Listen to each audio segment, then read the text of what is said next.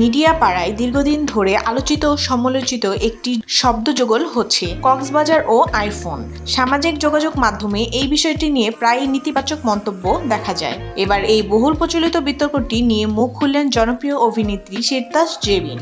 নিজের ব্যক্তিগত অবস্থান পরিষ্কার করার পাশাপাশি তিনি জানিয়েছেন বিদেশ ভ্রমণ নিয়ে প্রচলিত নানা মুখরোচক গল্পের পিছনের সত্য।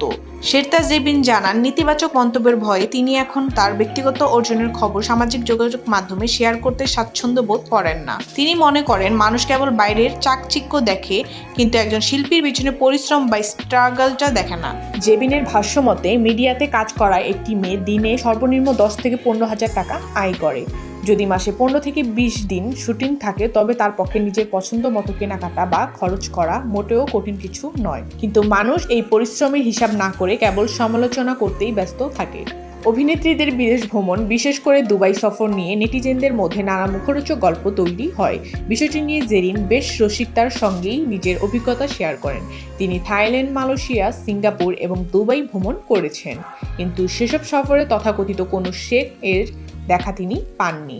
জেবিনের মজা করে বলেন, আমি দুবাই গিয়েছি ঠিকই, কিন্তু আমি তো কোনো শেখ দেখিনি। আমি উল্টো আরো আমার বন্ধুকে জিজ্ঞেস করেছিলাম, শেখ যে শুনি, এরা আসলে কই থাকে, এদের কোথায় পাওয়া যায়? শেরতাজ জেবিন মনে করেন, মিডিয়া কর্মীদের আয় এবং জীবনযাত্রা নিয়ে সমাজে যে ভুল ধারণা প্রচলিত আছে তা দূর হওয়া প্রয়োজন।